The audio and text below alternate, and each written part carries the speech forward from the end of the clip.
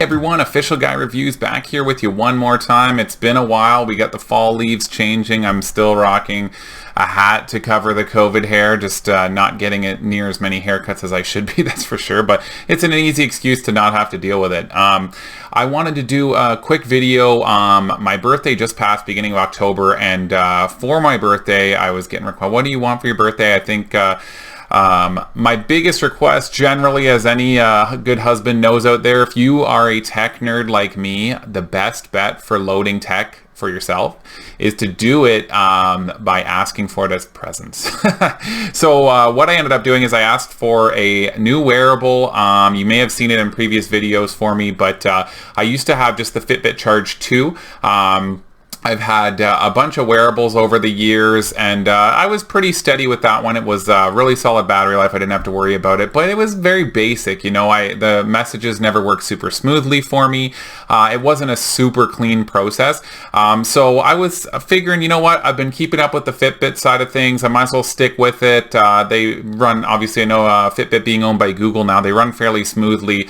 Either way though, regardless on Apple and Android. Of course Apple has the Apple Watch, but I like the idea of a square rectangular face. Generally, in the past I've been a bigger proponent of doing a round face watch style, but you know what, I figured, you know what, it's time to switch it up. I like the square face. I like the way things are looking. The new Versa 3 just came out, the Fitbit Sense. So I started reviewing kind of both for myself, and I think at the end of the day, for me, I wasn't sure which way I wanted to go. So what I've got here, I'm just going to pull up the smartwatches here for you guys. So what I wanted to do is I wanted to ask for a gift to boost the tech level of the household for myself, greedily, and what I ended up going with was the Versa 3. So I had been eyeing the Versa 2 for a while because it was a very, very pretty smartwatch. I really liked the look of it. Of course, my goal, I would have loved to get the Sense. I just couldn't justify the price. I mean, the thing that's crazy about the Sense is, I mean, obviously you get the ECG, which everybody's heard the stories of the Apple Watch and how it can prevent things and watch for weird heart arrhythmias and all these things. And you know what? The concept is great. Obviously, there's another update that just came out to the ECG. I think it's FDA approved so that they could boost it more. It's not something that runs constantly from what I understand. I mean, I'm sure they may get to that route, but for the time being, it's something you needed to run as of this recording at least. So I figured, you know what, it's in Canada, you guys know I'm from the north of the border there, and our pricing, we get, it's harsh. The Canadian dollar does not hold up well compared to you Americans down there. We are now looking at $429.95 for the Fitbit Sense, or $299 for the Versa 3. So at the end of the day, that's a huge jump, $130 jump for the ECG and some sensors and whatnot. I get it. It's future-proofed. You're covering yourself. But also at that point, like I can go for some pretty high-end Apple Watch stuff. I am an Android guy for now. I'm debating the swap over. I'm just kind of sick of the Android rat race. So do I do it or do I not bother and I just go with, I could get an older model Apple Watch and still be covered for a lot of that. So I went with the Versa 3. I went the black on black. Obviously for us, they've got the three different ones, kind of the pink with the goldish hue, the navy midnight with the goldish hue, and then the black on black. And you know what?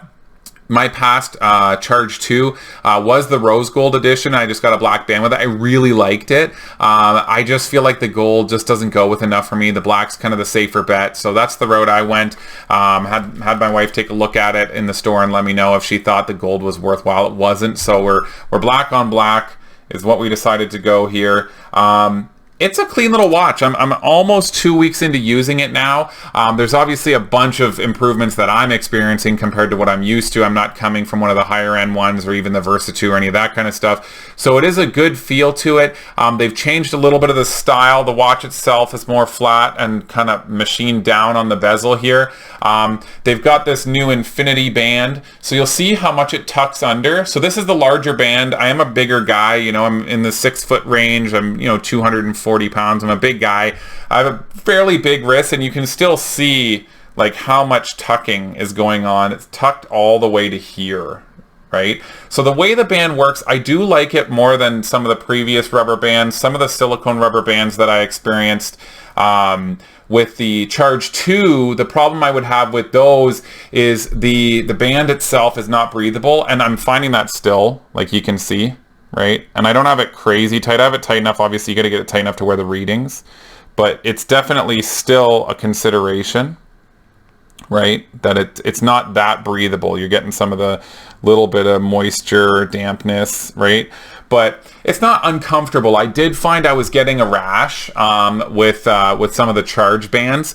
Now this is the default band that it comes with, so you know, obviously the big thing with the Fitbit that I like and a lot of the new smartwatches is you can swap these bands pretty quick, right? So that's one thing that they've done to make things even easier. Is if you look in behind here, you'll notice these two little snaps right here and here. See those little snaps right there? Let's see if I can get you. There you go. See these snaps? It's a very easy swap out for a band. And of course, just to say that I did it, because it's one way I like to switch it up, just like, you know, with the Enzo rings.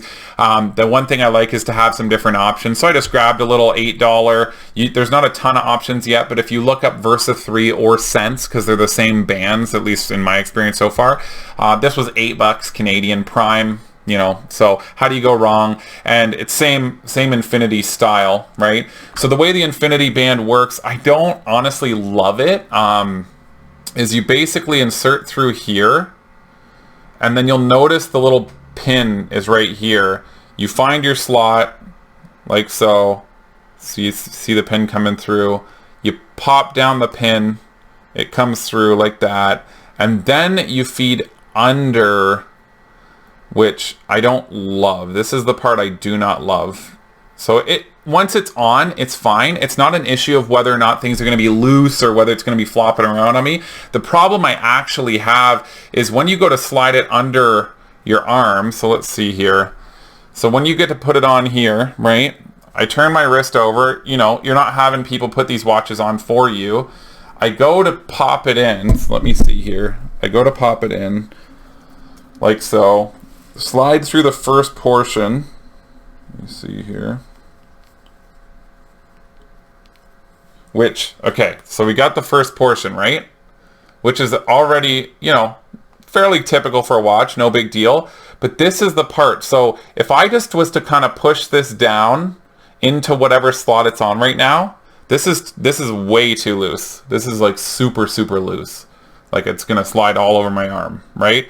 So I need to get it tighter than that. So then I have to do this little game where I like kind of over tighten it a lot and pull it way tight. And then you got to figure out which band hole you're in and then kind of drag and pull, which is already awkward. Whatever. It's not like you're taking it on and off. It's waterproof as far as that goes, so you don't have to worry about that. I mean, at the end of the day, I've never worn it in the shower yet. And it's not even because I'm worried about it getting damaged in the waterproof. It's because this band, right? Any of these silicone bands, it's just going to trap the water underneath. And then the issue I'm going to have is it's going to get all damp under my arm and moist and start irritating my skin. So I take it off anyway. So I'm taking it on and off every day, at least once, right? So you take it off, put it on in the shower, which is fine. I mean, it is what it is. First world problems, right? So there you go.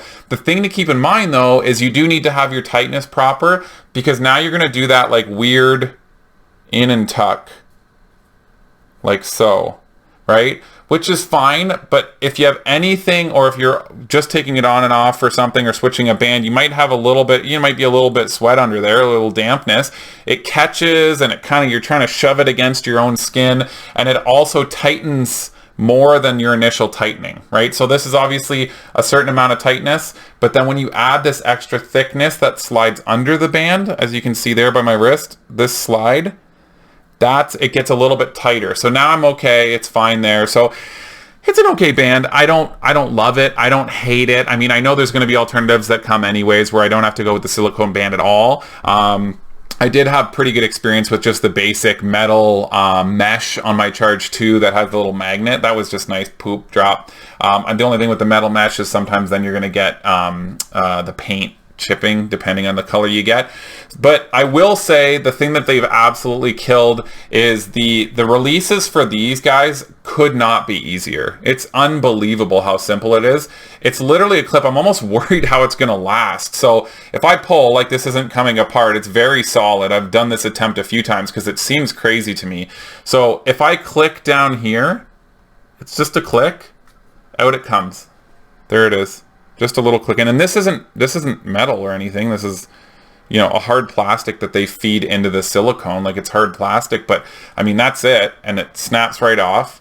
Same on the other side, right? You just pop the little tier and then out it comes. Same deal. Nice and easy. And then you got your little watch screen that you can do with what you will. And then to put in a new one, it's literally, if I want to swap to the white one, by the way, white, not a good choice. It's already staining. It's been like I said, a week maybe since I got this one. You just pop it in and that's it. That's it. Like, it's crazy to me that it holds as well as it does. And you get a little click. Let's see if I can get it in the mic here for you. And that's it. That's it. Like, good to go. And I think it's a good looking watch. I feel like it's clean. I feel like the face is a little bit, some people complain about the faces being too large. I'm obviously coming from the Charge 2, which the face is teeny tiny narrow. But I am a fan. I just feel like I wish it was a little bit bigger, but I understand because it needs to be a bit of a one size fits all. I understand that, and I have a bigger wrist. So when I'm wearing it on my wrist, let me redo this craziness. Okay, I'm trying to get better at it. There it is. And so here, see how I have to like shove? See this? I'm like just trying to shove it in under. I hate that. I hate it. Okay, there, it's in. So band-wise on my arm, it's decent. I feel like it could be very slightly bigger, but again, I'm a bigger guy, so I feel like if you're a little bit shorter, smaller, on the woman's side, I think it'd be fine, right? So there you go. It's a decent size. It's a decent thickness. I don't find it to be too thick on this one here. Now, here's one issue. Look, I just accidentally put it too tight because once I fed that through, so I'm going to re-tighten this because it's like way too tight. Okay. So here's the next thing. So this is something that I didn't really notice at first, right? So you'll notice my screen is off now. The nice thing is these guys have always-on displays. As you guys typically know with any of my reviews, I don't feature dump. I'm not here to say, here's the battery life, I just want to give you my real-life experience with it. There's a million sites that do feature dumps. You can go on their website and see feature dumps. You're all good to go, right? So the Fitbit app stays the same, very clean. The one thing I will say is the messages, they come through super cleanly, and I will say that the voice to text has been very solid. I can't complain. It does have built-in GPS, although it does seem to lose connection here and there if I go out in the woods and do a hike or something. The guided relaxation. I don't like that Fitbit keeps putting more and more things in the meditation and all this and that under the premium paywall. I'm not a fan of that. You already bought a upwards of $430 smartwatch. It just seems money grabby to me. I don't like that. But what are you going to do? It is what it is. Fitbit does a good, solid product, and I can't complain that much, but I will. At the end of the day, though, the watch is a nice upgrade. I like it. I will say, though, they've done away with the hardwired button, right? So the button itself, I'm going to try and get an angle here for you. I'm going to actually take it off so you can see. Actually, you know what? You're going to need to see this anyways. Look, this is where your wrist sits. If it moves anywhere, right, you're going to go like this. And then what's going to happen is you're going to eventually hit this. So they've done away with a hardwired button, which is fine. Also keep in mind, I'm used to like the little more narrow, like Fitbit Charge 2. But what I'm finding is they did like kind of a virtual touch. If you watched any other reviews, you'll definitely see people complaining about it. So it's kind of a, see this? That's not a button. That's an indent. Like a little, it's like you can't feel it. It goes in, not out. Okay? You touch it by like kind of giving it a squeeze. It gives you a little haptic feedback, right? I'm getting a little vibration. But I've hit it so many times accidentally when I go to grab something or I'm leaning my hand on something like this or whatever, and my wrist hits here, and I get it. I'm a little chunky, got a little extra, flesh, but my wrist hits, and and that's very common with a watch. I mean, it happens, is what it is, and I'll end up hitting it. So if I'm trying to wear it while I'm sleeping, even if I put it into sleep mode, I feel it through the night. I'll move, wake up, arm under the pillow, and it's vibrate. And I'm like, what the hell is going on? So I even put it in sleep mode to prevent this from happening. It doesn't seem to help. If you look here, I've actually got it on right now because I just put the little one down for a nap, and so I didn't want the light turning on of my watch. So that's the little moon there. So if I disable that, there you go. Right, so it's disabled. So the beauty of this, they've done a really clean job. I mean, again, you can go through a million different videos and look how the scrolling works and blah, blah, blah. I mean, I do the same thing when I did all the reviews and everything. When I flip through, you got all your quick information and everything right at a quick glance, which is great. Some people say this is a little laggy. I mean, I've seen smoother movement, but it's not super laggy. It's not like butter. It's not like you're going to be scrolling around on your phone and like, wow, that's super clean. But it's also not like you scroll and then wait like 8 seconds for it to open. Like it's fractions of a second, so I don't think you're going to run into a huge issue there. I mean, is it going to bog down over time? Maybe, but chances are they're going to make it smoother with further updates. Who knows, but I think this is a solid option as far as the slide. You're not going to worry about lag. It's not going to drive you crazy or piss you off, especially depending on what watch you're coming from. It should only be smoother, except obviously something like the Apple Watch potentially. But that works super clean. No issue there. Very solid. You'll notice here, so I haven't touched it. I turned off sleep mode. It's now got the nice clean time. I love that look. I love that minimal. There's a full smartwatch category with all the faces, and you can swap them out just like any smartwatch. I mean, that's not revolutionary. The one thing I will say with notifications that you should be aware of is if you go by default and look at your messages in the Fitbit app to set it up, what you're going to find is you can choose WhatsApp, you can choose messages, blah, blah, blah. What you can't choose is multiple. However, you can go to notifications and choose apps. This is a separate selection, and it's something that I didn't notice by default, but the separate selection on your Fitbit app is what's going to allow you to turn on different notifications because obviously you're going to get text messages, but you're also going to get WhatsApp messages, and you probably want to see both of them because they come from people you know. Well, by default, you can only choose the one for your messages, but right below that, you can open up all your app notifications. You can just add in Discord there. You can add in whatever you like as your option. So it's pretty nice that way. You just add in everything that you need, and then it gives you the notifications nice and clean, super smooth. There's a quick clear all. There's a voice reply. I'm a pretty big fan of notifications. Again, I'm coming from ancient technology by comparison with the Charge 2, but I'm very impressed. Now, I will say the always-on display, I like that this is a nice clean display. Looks super good. Obviously, this is just a random watch face that I've gotten. There's settings on it for customizing colors and all that kind of stuff. This is one of the Fitbit ones. There is creator ones that people can make. You can, sometimes there's purchase, you purchase it or whatever. But I don't need anything super revolutionary. I like this. There's a section that says always on compatible in the watch face area that you can go in, you can look at the always on ones, and it'll always have something like that where that'll always stay on. Now, I'm a fan of the always on. Obviously, it hurts the battery life. I get it. Totally understandable. Is it still manageable battery life? I think so. Compared to my Charge 2, obviously much lower. When you have the always-on display, I will say I've been religiously turning on that sleep mode at night, which basically will disable the always-on display, so it's off through the night while I'm wearing it. But overall, I would say, like, I charged this, I think, yesterday afternoon, and you can see kind of at the top there, I don't know if it'll focus or not, but you're 71%. So it's not unreasonable. I went for a hike today. I handled all that. If you are a Canadian, I will say this shouldn't be a shocker to you as a Canadian, but the Fitbit Pay app, cool concept, really awesome. However, there's very little support in Canada, obviously. I think RBC, maybe, and a couple other more obscure. I mean, I'm with TD, no dice. That doesn't work. Scotia, I don't think, is on the list. It's very limited. Fitbit Pay is not something I've bothered setting up yet just because it doesn't seem very applicable to me. Stateside, obviously, it's a totally different ball game. You do you down there, and the compatibility is always better for you guys. It just is what it is. It's something we have to accept up north of the border here. There is kind of some cool little apps. Obviously, you can install more apps. By default, it has Alexa. In the future, it's going to have Google Assistant. They say by the end of 2020. That would be sweet. Obviously, Google Assistant, it's my preference. I mean, I know some people are full Alexa, but I enjoy it. One cool little feature I noticed, obviously, is your alarms. It's a haptic feedback alarm, so you're not waking up your spouse, which is kind of cool.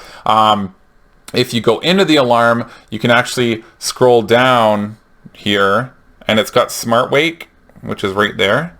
So what you'll find with Smart Wake is it's actually going to say, so I have it set at 9 right now, and it'll show 8:30 to 9. So it'll reel it back, and what it's supposed to do, the goal of it is that it's tracking your sleep cycles when you're stirring anyways. And if it detects that anytime after 8:30, if your alarm's set for 9 or whatever, it varies depending when you set it, it'll wake you while you're in a lighter sleep phase so that it feels like a smoother transition for you, which is kind of cool. And there's a bunch of different alarms you can set, exercises and all that. It's all very similar to what you're used to if you're coming from the Fitbit background. There is a Starbucks app, lets you load your Starbucks card in there, which is kind of cool. Boom. Yeah, it gives you the little barcode of your Starbucks card, so you can just do a quick scan if you want, and then it'll load everything up there for you, which is, it's kind of a cool concept. Just basic stuff, again, nothing super crazy. Other than that, honestly, I'm a pretty big fan. The new charger, it is a bit of a short cable, not a whole lot going on there. They've kept it pretty simple. You've got your typical 4 little boop dot on the back, but you go like this, comes in from the side here, and it's a magnet, so it just kind of pops on. It is quick charge. I do find the charge to hold true to that. It's very quick, and it's a decent magnet. It could be hanging from your tower if it's up on your desk, and it's not going to fall off, which is great. Just a USB charge there. So overall, it does have a microphone. I don't use the microphone for a whole lot. I think they're going to be integrating more with it over time. When I do get a call, I see it pop up on my watch.